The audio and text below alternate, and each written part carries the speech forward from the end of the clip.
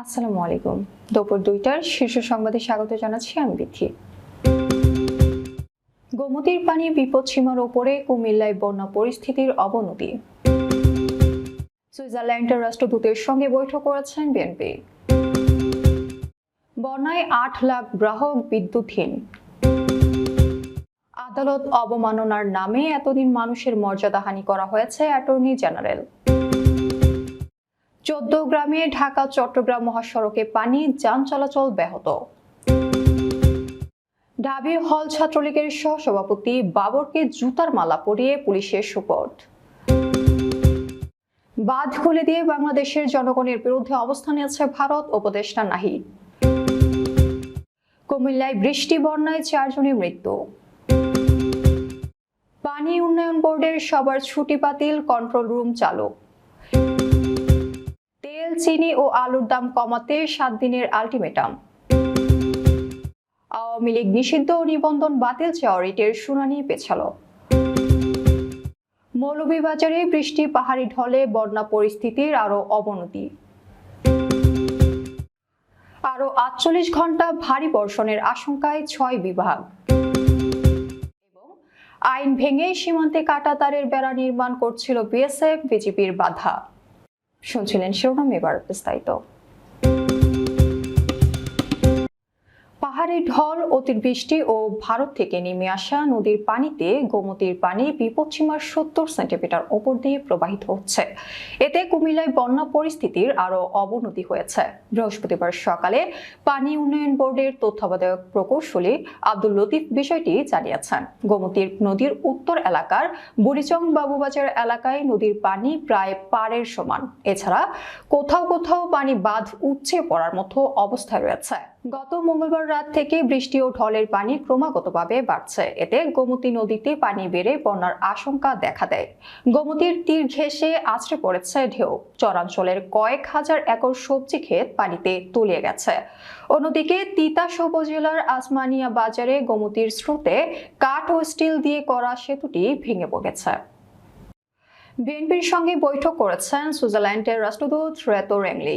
আজ বৃহস্পতিবার সকালে গুলশান বিএনপির চেয়ারপারসনের রাজনৈতিক কার্যালয়ে এই বৈঠক অনুষ্ঠিত হয়। বিএনপির মিডিয়া সেলের সদস্য শায়রুল কবির খান এই তথ্য নিশ্চিত করেছেন।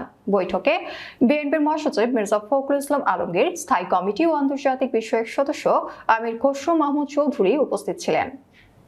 ভারী বর্ষণ ও ভারত থেকে আসা পাহাড়ি ঢলে দেশের ফেনী, নোয়াখালী, কুমিল্লা, ব্রাহ্মণবাড়িয়া সহ বিভিন্ন এলাকায় বন্যা দেখা দিয়েছে।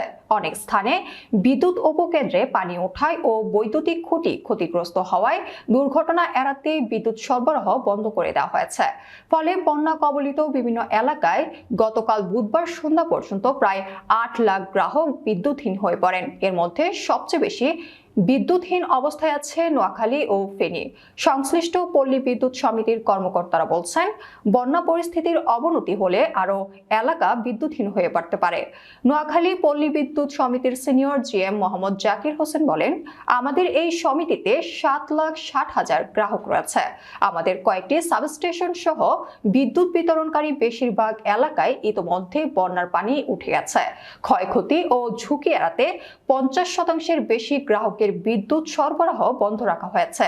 সন্ধ্যায় আমাদের অফিসের ভেতরেও পানি প্রবেশ করেছে।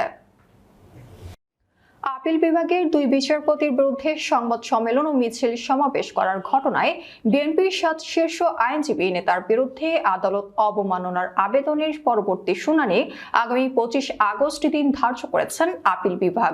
বৃহস্পতিবার প্রধান বিচারপতি সৈয়দ রেফাত আহমেদের নেতৃত্বাধীন আপিল বিভাগে এই বিষয়ে শুনানি শেষে এই দিন ধার্য করেন। শুনানি চলাকালে বিএনপির আইনজীবীদের প্রধান বিচারপতি সৈয়দ রেফাত আহমেদ বলেন, বিচার বিভাগকে কলঙ্কিত করার প্রবণতা কেন? এ সময় আপিল বিভাগকে অ্যাটর্নি জেনারেল মোহাম্মদ আসাদুজ্জামান বলেন, আদালত অবমাননার নামে দিনের পর দিন মানুষের মর্যাদাহানি করা হয়েছে। পরে বিএনপির আইনজীবীদের রোববার হাজিরা থেকে অব্যাহতি দেওয়া হয়। অতিবৃষ্টি ও পাহাড়ি ঢলের কারণে কুমিল্লা ১৪গ্রাম সদর এলাকায় ঢাকা চট্টগ্রাম মহাসড়কের ওপর দিয়ে প্রবাহিত হচ্ছে। এতে যান চলাচল ব্যাহত হচ্ছে। বৃহস্পতিবার ভোর থেকে সড়কের ওপর দিয়ে ব্যাপক পরিমাণে পানি প্রবাহিত হতে দেখা যায়। কুমিল্লা মিয়াবাজার হাইওয়ে পুলিশ থানার ভারপ্রাপ্ত কর্মকর্তা লোকমান হোসাইন বিষয়টি নিশ্চিত করে বলেন, মহাসড়কের ওপর দিয়ে পানি প্রবাহিত হচ্ছে, এতে যান চলাচল ব্যাহত হচ্ছে। অন্যদিকে ১৪গ্রাম মিয়াবাজার এলাকায় কাকরি নদীর কোথাও কোথাও পার উপচে পানি পড়ছে। এদিকে ডাকাতিয়া নদীর প্রবাহ বৃদ্ধি পাওয়ায় লাঙ্গলকোট উপজেলা প্লাবিত হয়েছে। ঢাকা বিশ্ববিদ্যালয়ের বঙ্গবন্ধু শেখ মুজিবুর রহমান হল ছাত্রলীগের সহসভাপতি জহির উদ্দিন বাবরকে জুতার মালা পরিয়ে শাহবাগ থানায় সোপর্দ করেছেন শিক্ষার্থীরা। এ সময় তাকে মারধরও করা হয়। বুধবার রাত 9:30টার দিকে বিশ্ববিদ্যালয়ের দক্ষিণ ফুলা রোডের স্টাফ কোয়ার্টারের একটি বাসা থেকে তাকে ধরে নিয়ে আসে একদল শিক্ষার্থী। পরে রাত 12টার দিকে তাকে পুলিশে দেওয়া হয়। জহির উদ্দিন বাবর ঢাবির রাষ্ট্রবিজ্ঞান বিভাগের 16-17 শিক্ষাবর্ষের ছাত্র। জানা যায়, বিশ্ববিদ্যালয়ের রেজিস্ট্রার ভবনের কর্মচারী অমিত সরকারের বাসায় লুকিয়েছিলেন বাবর। খবর পেয়ে শিক্ষার্থীরা সে বাসায় গিয়ে তাকে খুঁজে পান। এ সময় ওই কর্মচারীকেও মারধর করা হয়। সুনামগঞ্জ, মৌলভীবাজার, হবিগঞ্জ, ফেনী, চট্টগ্রাম, নোয়াখালী, কুমিল্লা ও খাগড়াছড়ি জেলা ভারী বর্ষণ ও ভারত থেকে আসা পাহাড়ি ঢলে বন্যা কবলিত হয়ে পড়েছে। ভারত কোনো ধরনের আলোচনা ছাড়াই বাঁধ খুলে দিয়ে বাংলাদেশের জনগণের বিরুদ্ধে অবস্থান নিয়েছে বলে মন্তব্য করেছেন অন্তর্বর্তী সরকারের তথ্য উপদেষ্টা নাহিদ ইসলাম।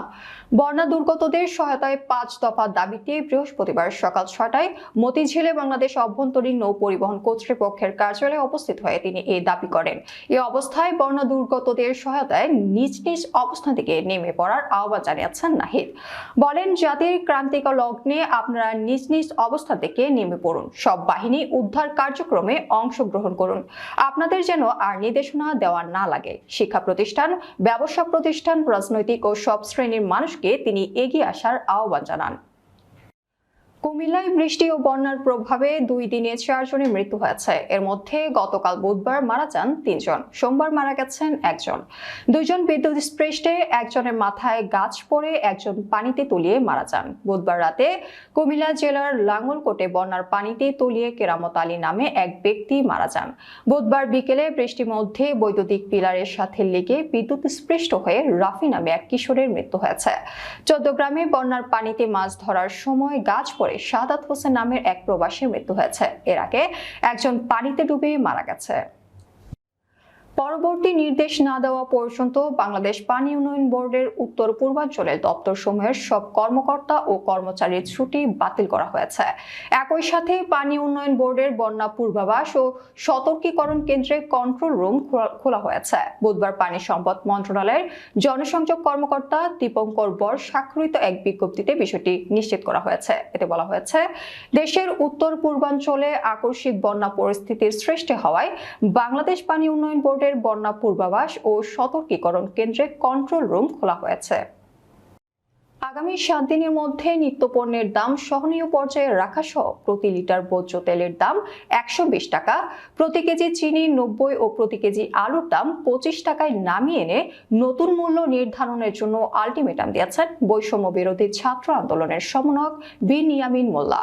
বুধবার রাজধানীর পরিবাগে বাংলাদেশ প্রতিযোগিতা কমিশনের সম্মেলন কক্ষে এক মত বিনিময় সভায় বাণিজ্য মন্ত্রণালয়, কৃষি মন্ত্রণালয়, বাংলাদেশ ব্যাংক সহ সংশ্লিষ্ট সরকারি প্রতিষ্ঠান ও বেসরকারি ব্যবসা প্রতিষ্ঠানকে এই আলটিমেটাম দেন তিনি।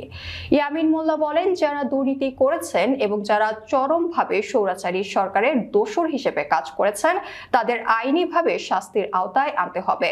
একই সঙ্গে অন্তর্বর্তীকালীন সরকারের কাছে আহ্বান জানাচ্ছে একটি ট্রুথ কমিশন গঠন করার জন্য, যার মাধ্যমে বাংলাদেশের প্রত্যেক মানুষ ন্যায্যতা পায়।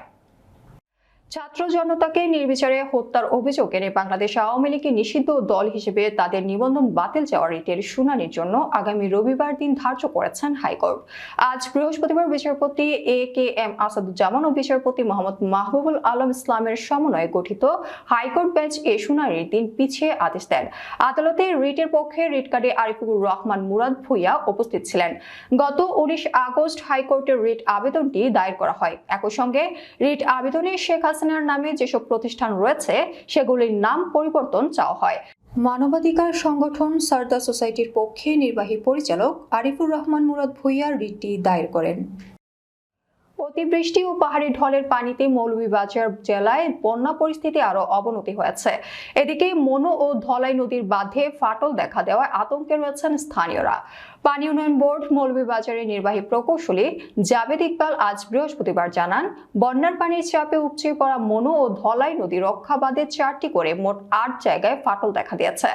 বাংলাদেশ পানি উন্নয়ন বোর্ডের তথ্য মতে মনু নদীর পানি মৌলভীবাজারের চাঁদনী ঘাটে গত রাত 9টা থেকে 16 সেন্টিমিটার বেড়ে আজ বৃহস্পতিবার সকাল 9টায় বিপদসীমার 115 সেন্টিমিটার ওপর দিয়ে প্রবাহিত হচ্ছে। এই নদীর পানি রেলওয়ে ব্রিজ এলাকায় গত রাত থেকে 23 সেন্টিমিটার কমে বিপদসীমার 105 সেন্টিমিটার ওপর দিয়ে প্রবাহিত হচ্ছে। গত কয়েকদিন ধরেই দেশের পূর্বাঞ্চলে টানা বৃষ্টিতে জনজীবন বিপর্যস্ত হয়ে পড়েছে। এর মধ্যে আগামী 48 ঘন্টায় ঢাকা সহ দেশের 6 বিভাগে ভারী থেকে অতি ভারী বর্ষণের আভাস দিয়েছে আবহাওয়া অধিদপ্তর।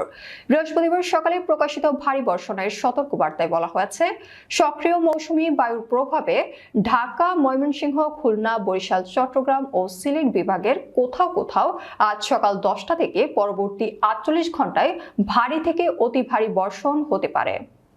সেই সঙ্গে ভারী বর্ষণজনিত কারণে চট্টগ্রাম বিভাগের পাহাড়ি এলাকায় কোথাও কোথাও ভূমিধসের শঙ্কা রয়েছে। এদিকে টানা ভারী বৃষ্টি ও ভারত থেকে আসা ঢলে স্মরণকালের ভয়াবহ বন্যার কবলে পূর্বাঞ্চলের কয়েকটি জেলা, বাড়িঘর, সড়ক তলিয়ে গেছে। বিদ্যুৎ বিচ্ছিন্ন রয়েছে পুরো জনপদ। লালমনিরহাটের পাটগ্রামের দহগ্রাম ইউনিয়নের হাড়িপাড়া সীমান্ত এলাকায় ভারতীয় সীমান্তরক্ষী বাহিনী বিজিবিকে কোনো কিছু না জানিয়ে কাঁটাতারের বেড়া নির্মাণের চেষ্টা করেছে। এ সময় বর্ডার গার্ড বাংলাদেশ বিজিবি ও গ্রামবাসী বাধা প্রদান করেন। বুধবার দুপুরে বেড়া নির্মাণের সময় বর্ডার গার্ড বাংলাদেশ বাধা প্রদান করে। এতে গোটা দহগ্রাম ইউনিয়নের সীমান্ত এলাকায় ভারী অস্ত্র নিয়ে বিএসএফ এর অসংখ্য সদস্য মোতায়েন করেছে ভারতীয় কর্তৃপক্ষ। পাশাপাশি বিজিবিও রয়েছে সতর্ক অবস্থানে। এই ইউনিয়নের বাসিন্দাদের মধ্যে চরম আতঙ্ক দেখা দিয়েছে। আমাদের পরবর্তী রাত 10টার সংবাদ দেখার আমন্ত্রণ জানিয়ে এখনকার মতো বিদায় নিচ্ছি। দর্শক, ভিডিওটি শেষ পর্যন্ত দেখার জন্য আপনাকে অসংখ্য ধন্যবাদ। নিত্য নতুন সংবাদ পেতে আমাদের ইউটিউব চ্যানেল সাবস্ক্রাইব করুন ও নিয়মিত নোটিফিকেশন পেতে বেল বাটনটি ক্লিক করুন এবং আমাদের ফেসবুক পেজটি লাইক করুন। এছাড়াও আমাদের ভিডিওতে লাইক দিয়ে শেয়ার করুন। আল্লাহ হাফেজ।